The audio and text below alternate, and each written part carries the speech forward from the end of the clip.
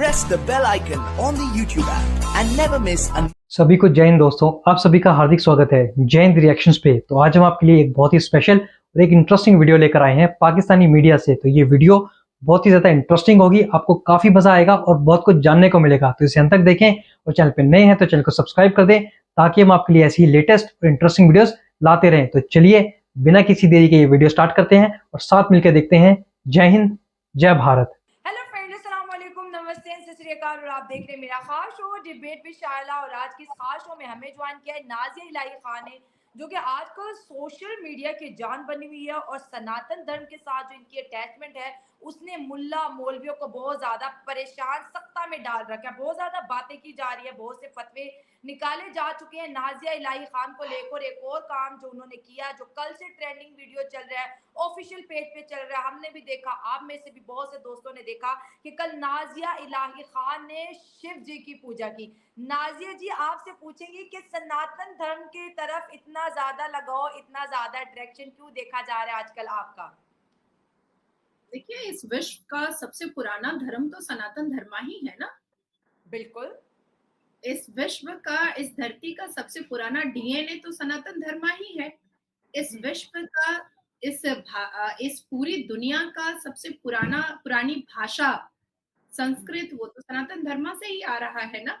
इस पूरी दुनिया का, इस विश्व का सबसे पुरानी अगर धर्म के बारे में बात की जाए और ग्रंथों के बारे में बात की जाए, वेदों के बारे में बात की जाए, तो ऋग्वेदा ही है ना।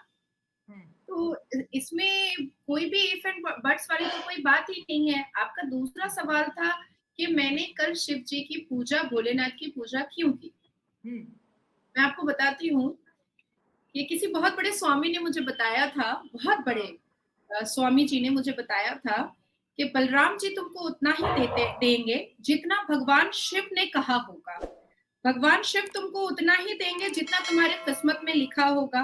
पर शिव जी, जिनके कई रूप हैं, जिनको कई रूपों से माना जाता है, भोलेनाथ से भी माना जाता है, वो तुमको उतना दे सकते हैं जिसकी तुमने कल्पना नहीं की होगी। तो कल मोदी जी के जन्मदिन पर मैं उनकी आयु के लिए, उनके उम्र की लंबी दुआ मांगने के लिए गई थी। तो मुझे लगा कि भोलेनाथ से बढ़कर और कोई नहीं होगा, क्योंकि एक बहुत बड़े स्वामी जी ने मुझे ये बात कही थी कि बिना कल्पना के इतना कुछ मिल जाएगा जो जिसकी कल्पना किसी ने नहीं की होगी। तो इसलिए खास करके मोदी जी के लंबी उम्र के लिए मैं भोलेनाथ जी के पास गई और मैंने उनकी लंबी उम्र की दुआ मांगी। मैंने आरती उतारी, मैंने प्रसाद बहुत लोगों में दिया और मेरी प्रार्थना सिर्फ इतनी ही थी कि मोदी जी की उम्र बहुत लंबी हो, ताकि ये भारत जो कहीं पीछे छूट चुका था और आज 9 साल में ये भारत चांद पर अपना झंडा लहरा चुका है, सूर्य तक पहुंच चुका है।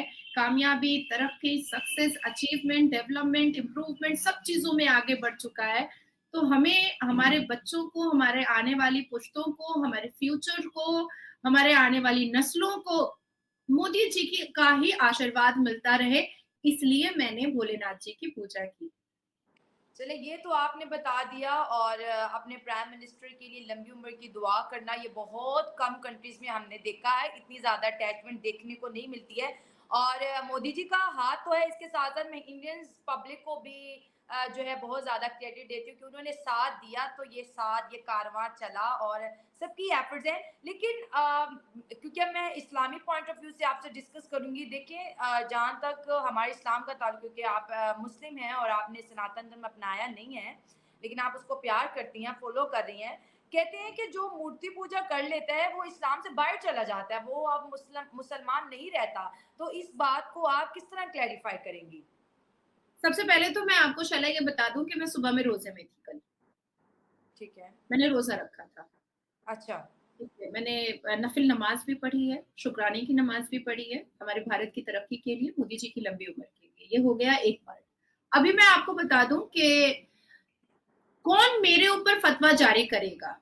इमाम बुखारी, जिसकी बहू हिंदू है, या वो मौलाना जो बाकी नेताओं को भरे पेट में बुला करके अफ्तार मजलिस को अफ्तार पार्टी में कन्वर्ट कर देते हैं और बिना वजू के लोग अवतार में बैठ करके टोपी पहनकर टोपी पहनाना स्टार्ट करते हैं, वो मेरे ऊपर फतवा जारी करेंगे।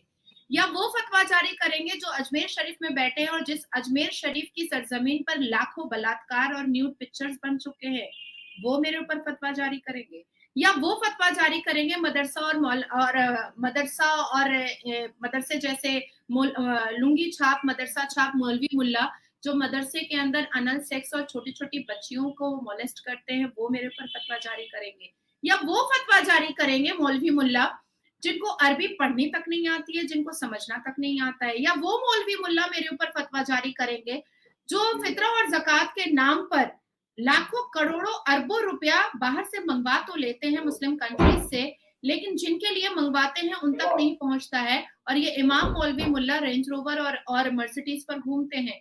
या वो मौलवी मुल्ला मेरे ऊपर फतवा जारी करेंगे जो बजाफ्ते मुस्लिम मर्दों को ये सिखाते हैं कि अगर तुम बम लगा लो बदन पर तो मरने के बाद, किसी की मृत्यु करने के बाद, किसी का बलात्कार करने के बाद, किसी का धर्म परिवर्तन करने के बाद तुमको जन्नत में 72 वर्जिन हूरें मिलेंगी।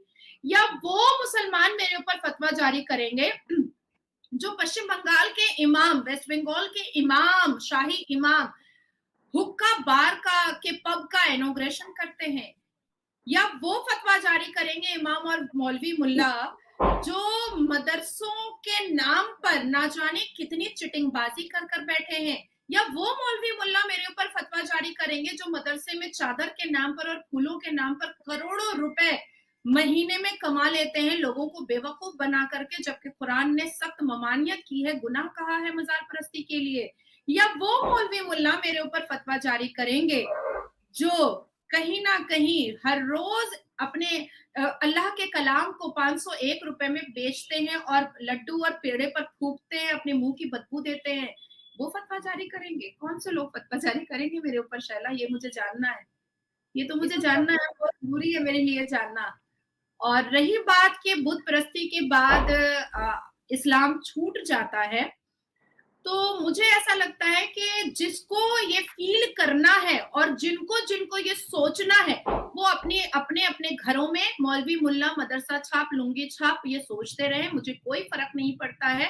अगर कोई रिलीजन मुझे खूबसूरत बातें बताता है, अगर कोई रिलीजन मुझे इंसान बनाता है, अगर कोई रिलीजन मेरी जिंदगी को और मेरे जिंदगी की राह को बहुत खूबसूरत बना देता है, मेरे उठने बैठने के तरीके को, मेरे सोचने समझने के तरीके को, मुझे एक प्रॉपर इंसानियत के रूप में ढालता है, तो ऐसे रिलीजन को मानने से, ऐसे सनातन धर्म को मानने से मुझे एक सेकंड के लिए भी मुझे गुरेज नहीं होगा। मैं तीसरी बात आपको बता देती हूँ कि सबसे ज्यादा खूबसूरती सनातन धर्म में ये है कि इंग्लिश में डिवोर्स बना, अरबिक में तलाक बना, लेकिन सनातन धर्म में ऐसा कोई वर्ड ही नहीं बना जो दो रिश्तों को तोड़ने की बात बताता हो।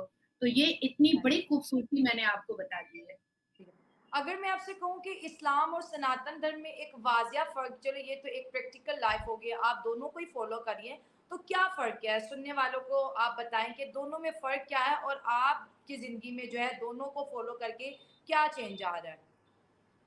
इस्कॉन टेम्पल में विजिट करने के बाद, वहां के क्लासेस करने के बाद, भगवत गीता पढ़ने के बाद और साथ ही साथ ऋग्वेद को पढ़ने के बाद मैं अपने आप में बहुत पूरा फील करती हूँ। कहीं ना कहीं मैं जो शॉर्ट टेम्पर्ड थी, मुझे गुस्सा बहुत जल्दी आता था, या ह्यूमैनिटी नाम की जो चीज मेरे अंदर 2011 तक नहीं थी, 2012 तक की भी अगर आप मेरी स्पीचेस वगैरह सुनिएगा तो उसमें मैं बहुत मतलब अग्रेसिव हूँ, बहुत ज्यादा अग्रेशन में मैं बात करती हूँ। लेकिन 2012 के बाद से 13 और 14 से जो मेरा एक पोलाइटनेस, जो एक ठहराव होता है, जो एक धैर्य होता है, जो एक सब्र होता है, वो मेरे अंदर आना स्टार्ट हुआ जब से मैंने भगवत गीता और इस्कॉन टेम्पल विजिट करना स्टार्ट किया और भगवत गीता मैंने पढ़ना शुरू किया। सबसे खूबसूरत चीजें सनातन धर्म में मुझे ये लगती है कि हर चीजों के ना तथ्य हैं, हर चीजों के आधार हैं, हर चीजों का एक प्रूफ है, हर चीजों पर एक मायने है, एक मतलब है। भगवत गीता में जितने भी श्लोक और जितने भी चैप्टर्स मैं पढ़ रही हूँ, उन सारे चैप्टर्स, उन सारे श्लोक, उन सारे चीजों में तथ्य मिलता है, उन सारे चीजों को रहस्य बना करके या कंफ्यूजन में उसको नहीं रखा गया है, उसको बहुत क्रिस्टल क्लियर रखा गया है। सारी चीजें बहुत क्लियर है, ट्रांसपेरेंट है। तो ये चीजें मुझे सनातन धर्म में बहुत खूबसूरत लगती है। सनातन धर्म में अर्धांगिनी यानी कि अहलिया यानी कि वाइफ यानी कि बीवी का एक बहुत बड़ा दर्जा है।